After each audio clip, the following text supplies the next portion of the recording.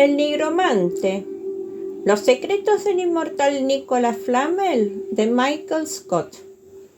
Novela de realismo mágico en 66 capítulos. Capítulo 54. De pie sobre la proa de una lancha que brincaba sobre las gélidas aguas de la bahía de San Francisco, Nicolás Maquiavelo cerró los ojos para dejar que el rocío salado del mar escondiera las repentinas lágrimas que humedecían su rostro.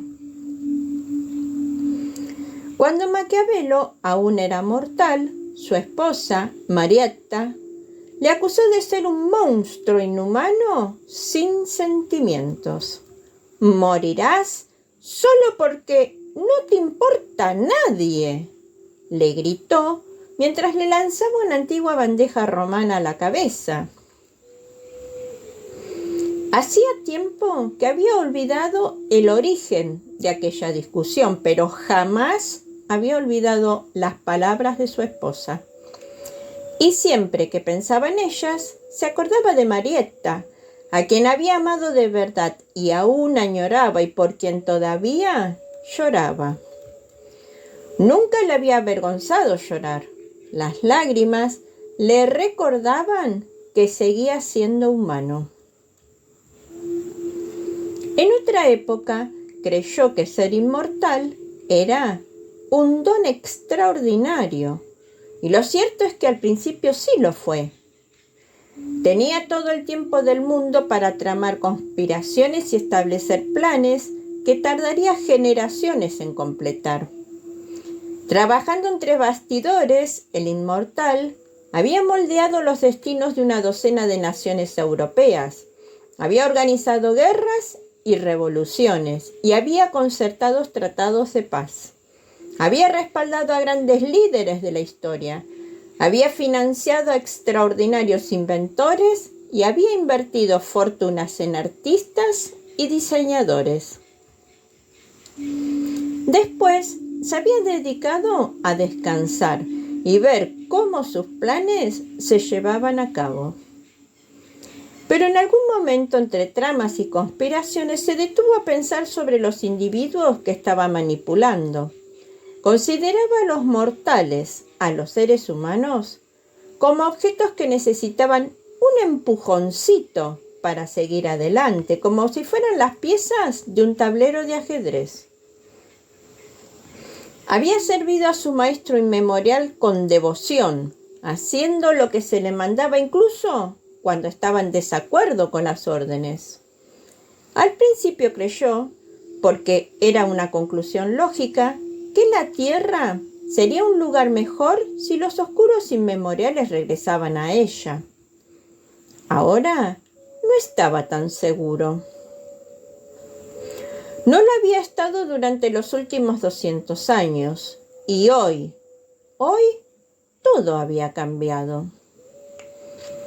El momento crucial y decisivo había llegado cuando él estaba sentado delante de Quetzalcóatl, la serpiente emplumada, escuchando cómo el arrogante inmemorial determinaba al azar si Maquiavelo debía seguir con vida o morir.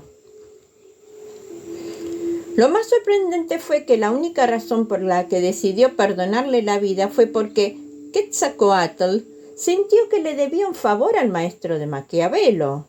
No concedió ningún tipo de importancia a los siglos del leal servicio que Maquiavelo había entregado a los inmemoriales. Sus habilidades, su conocimiento, su experiencia no habían servido para nada. Le había perdonado la vida por una casualidad. Y sentado en aquella silla, discutiendo por su vida, cayó en la cuenta de que en incontables ocasiones él mismo había actuado igual que Quetzalcóatl. Había juzgado vidas de innumerables hombres, mujeres y niños que jamás conoció ni conocería. Había tomado decisiones que cambiarían sus vidas y las de sus futuros descendientes. Marietta tenía razón. nadie le importaba, pero también estaba equivocada. Siempre había cuidado de ella y de sus queridos hijos, sobre todo de Guido, que había nacido pocos años antes de la muerte de Maquiavelo. ¿Qué había sucedido? ¿Qué le había hecho cambiar? Todo le conducía a una única respuesta: la inmortalidad. La inmortalidad lo transformó por completo, pervirtió sus pensamientos y lo convirtió en el monstruo inhumano sin sentimientos al que Marietta se había referido antes de realmente empezar a hacerlo. Dejó de pensar en los seres humanos como individuos y empezó a considerarlos masa de gente que podían ser enemigos o amigos. Su propia ambición lo cegó. En su arrogancia pensaba que era diferente al resto de los humanos y que en cierto modo guardaba cierto parecido con los inmemoriales. Pero hoy se había dado cuenta de que los inmemoriales le respetaban del mismo modo que él le daba el respeto de la población mortal. Y ahora estaba enfrascado en otra misión para los inmemoriales, una que afectaría a la vida de millones de personas de todo el planeta. Había jugueteado con él distintos de algunas naciones. Ahora estaba a punto de reorganizar el futuro del mundo. No me gusta lo que veo, dijo Billy el niño, arrastrando las palabras mientras se colocaba junto al italiano. Maquiavelo miró hacia la isla de Alcatraz, cada vez más cerca. ¿Algo no marcha bien? ¿Allí? No, aquí, respondió Billy. El joven inmortal se metió las manos en los bolsillos traseros de su desgastado pantalón tejano y alzó el tono de voz justo por encima del zumbido del motor y el romper de las olas, de forma que únicamente Maquiavelo podía escuchar el comentario. ¿Tienes un gesto clavado en tu cara que no me gusta un pelo? Maquiavelo recobró la compostura. ¿Un gesto? Sí, el de alguien que está meditando pensamientos profundos, pensamientos oscuros, pensamientos estúpidos. ¿Acaso eres un experto en interpretar las expresiones faciales?, preguntó el italiano con tono sarcástico. Pues claro que sí, respondió Billy con su mirada azul más brillante de lo habitual. Me ha mantenido con vida mucho tiempo. ¿Y qué crees que devela mi rostro?, quiso saber Maquiavelo. Siempre había sido capaz de controlar su expresión y le irritaba sobremanera que este jovencito inmortal, sin ninguna educación, lograra leerla tan fácilmente. Quizás había subestimado al norteamericano. Billy sacó una mano del bolsillo y se frotó la barbilla, que rascaba debido a la presencia de una barba de más de 3 días. ¿Nunca has participado en un tiroteo?, preguntó. Maquiavelo pestañeó perplejo ante tal pregunta. No seas ridículo, por supuesto que no. ¿Y en un duelo? ¿No teníais duelos en Europa con espadas y pistolas al amanecer? Ya sabes, ese tipo de cosas. El italiano dijo que sí con un movimiento de cabeza. He asistido a algunos. Apuesto a que tú siempre sabías quién iba a perder. Maquiavelo consideró la afirmación unos instantes y después asintió. Sí, supongo que sí. ¿Cómo lo adivinabas?, preguntó Billy. por el semblante de su rostro, por su postura, por el movimiento de hombros. Exacto. Todos ellos esperaban perder y por lo tanto perdían. Bien, yo jamás fui un gran tirador y nunca me caractericé por mi rapidez.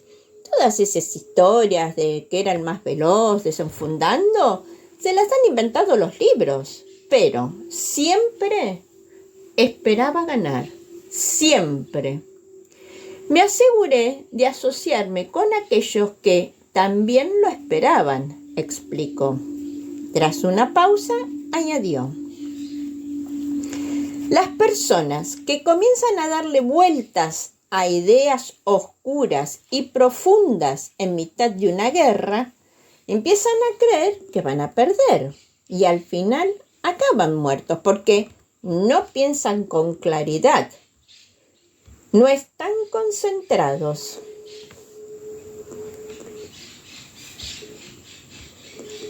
Maquiavelo ladeó la cabeza, un movimiento que denotaba una ligera admiración.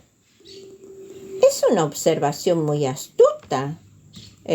¿Tienes alguna sugerencia? Billy señaló la isla con la barbilla. Mantengámonos la atención en la tarea que tenemos ahora entre manos. Hagamos lo que nuestros maestros inmemoriales nos han ordenado y despertemos a esas bestias durmientes antes de que empecemos a pensar ideas oscuras y profundas. ¿Empezamos? Empezamos. Billy sonrió. Creo que podrías enseñarme muchas cosas. Maquiavelo, algo sorprendido, asintió. Y sin duda alguna, yo podría aprender mucho de ti. El barco chocó contra el muelle y Black Hawk los condujo hacia una pila de maderas. ¡Desembarcad! Billy el niño saltó sobre la pasarela de madera y después se agachó para ofrecerle la mano al italiano. Maquiavelo vaciló durante un instante, pero después la tomó y Billy lo ayudó a subir. De inmediato, Black Hawk aceleró el motor y tras de sí dejó una estela de espuma blanca. «¿No te quedas con nosotros?», gritó Billy. «Debes estar de broma, no pondría un pie en esa isla. Es un lugar maldito». Mientras hablaba, decenas de rostros femeninos aparecieron bajo la superficie del agua. Unas aletas iridiscentes destellaron entre las olas. «Llamadme cuando hayáis acabado. ¿Tardaréis mucho?» Billy miró a Maquiavelo y alzó las cejas. «Ah, un par de horas». Billy el niño sonrió ampliamente. «Lo suficiente para cambiar el mundo». Así se cuenta y se vuelve a contar esta historia tan singular.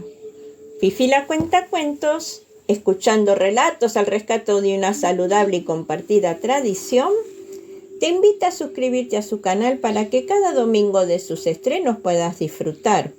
Y agradece de corazón a quienes en sus redes sociales ayudan a difundir esta sana recreación.